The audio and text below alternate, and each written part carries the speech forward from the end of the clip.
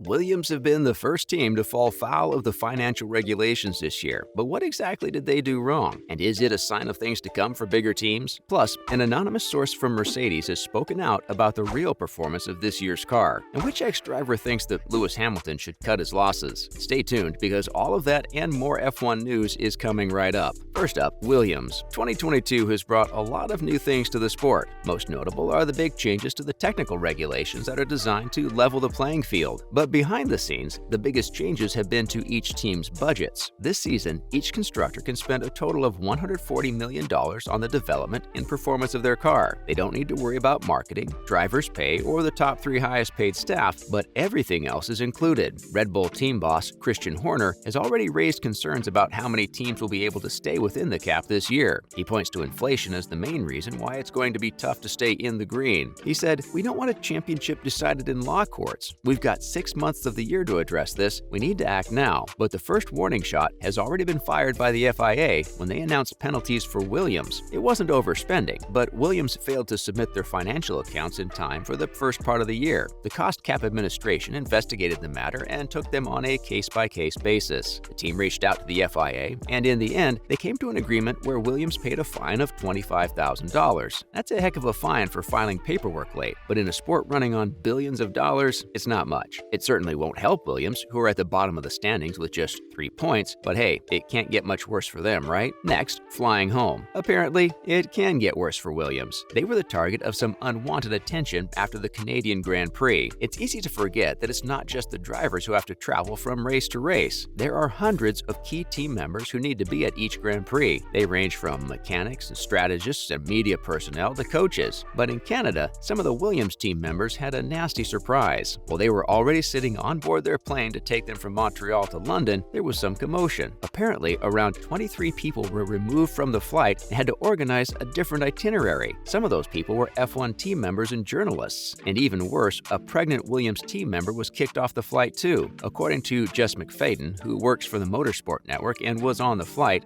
attendants were taking people at random. In a Twitter post, she said, "Attendants pulled 23 people off the plane totally at random, including this elderly couple, a pregnant Williams team member, and a family of 4. It's not clear what caused the commotion or if there was any pretext for the removal, but it ruined the trip home for many workers in the F1 community. The airline responded with a statement that said they were investigating the incident and that they would be trying to provide assistance to any customers affected. It's a little late for that. Remind me not to fly with Air Canada in the future. Coming up, did an inside source from Mercedes reveal their chances of winning? And which F1 icon thinks that the current drivers are too soft? So don't go anywhere. Next, Mr. Saturday. While his old team are not having the best time at the moment, George Russell has finally been given a spot in a top team. The trouble is, he joined Mercedes at a time when they are having their biggest problems in 8 years. And one Mercedes engineer has some more bad news for Russell. Since the Spanish Grand Prix, Mercedes have been slowly recovering some confidence from a disastrous start to the season. And after the Canadian Grand Prix, there was a light at the end of the tunnel. Team principal Toto Wolff revealed that their extensive testing and analyzing had finally gotten to the bottom of their porpoising issue. He said, "I think in a way we have dissected what we define as porpoising or bouncing. I think that's solved, and we got on top of this around Barcelona." This was great news for all Mercedes fans, and it was the cherry on top of a fantastic weekend in Montreal. Lewis Hamilton claimed his second podium of the season, and George Russell was close behind him in P4. But it's not all good news. A Mercedes engineer has poured cold water on any hopes for a championship fight back this year. The engineer spoke with the magazine Auto, Motor und Sport anonymously, and the message was bleak. He said, "Our performance at the moment depends only on the setup, but no setup in the world will make this car a Red Bull or a Ferrari." And that was echoed by his boss Miles Elliott, who is the Mercedes technical director. Elliott admitted, "We have to be honest with ourselves and say that at the moment we are just a little bit behind those frontrunners in Ferrari and Red Bull." And now, cutting losses. Hamilton may have won a podium in Canada, but he is still having his worst season since 2009. Forget the championship. In some races, Hamilton is fighting just to score points. That's why one Formula One legend has urged him to retire. One of Hamilton's idols, Sir Jackie Stewart, spoke on the Convex Conversation podcast recently about whether or not Hamilton should call it quits. The 3-time world champion has never shied away from acknowledging the massive contribution Hamilton has made to the sport, but thinks that things are only getting worse. Stewart said, "I would like to see him resigning now. It's a pity he wasn't resigning at the top, but I don't think that's going to happen now. He thinks that Lewis has plenty of other things to occupy his time with, and that his time in F1 might might be coming to a close. Hamilton is 37 years old and the second oldest driver on the grid after Fernando Alonso. His chances of clinching a record-breaking 8th World Championship look slim to none this year, and it's hard to predict where Mercedes will be next year. Even if they were able to bounce back for 2023, Hamilton's arch-nemesis Max Verstappen isn't going anywhere, and Red Bull are looking stronger than ever. Hamilton blitzed through the junior categories and joined the sport in 2007, where he immediately gave his teammate Fernando Alonso a run for his money. The following year, he won the first of his 7 world championships, and his impact on the sport both in Britain and globally cannot be denied. But all careers have to come to an end at some point. It's just hard to let go. Next, FIA steps in. Formula One drivers are some of the toughest athletes in the world. They may not be running around a field, but what they endure during a race is amazing. The G-force alone can be higher than the launch of a space shuttle, and the sharp reactions and focus needed are second to none. So when the issue of porpoising had drivers complaining for safety reasons, people were listening. Ferrari driver Carlos Sainz said that he was worried about what the bouncing was doing to his long-term health. And at the Azerbaijan Grand Prix, Lewis Hamilton was struggling to get out of his car. Hamilton complained after the race that it was the worst pain he'd ever experienced in his entire racing career. He said, "There is no need for us to have long-term injuries. There's a lot more bruising in the body after the race nowadays. It is taking more of the week to recover, and you have to do a lot more to do it." But one racer from the old school has a blunt message for anyone complaining about the bouncing. David Coulthard is a well-known former F1 driver who had a 14-year-long career racing for Williams, McLaren, and Red Bull. When talking about whether porpoising was a safety issue, he said, "If any driver feels uncomfortable, if any driver feels he's doing himself long-term damage, step aside." He added, "There's a whole bunch of guys and girls that would very happily step into your car if you feel uncomfortable." In other words, toughen up. What do you think about drivers complaining because of porpoising? Are they exaggerating, or is it something that needs to be addressed? Let us know in the comments. Thanks for watching, and we'll see you next time.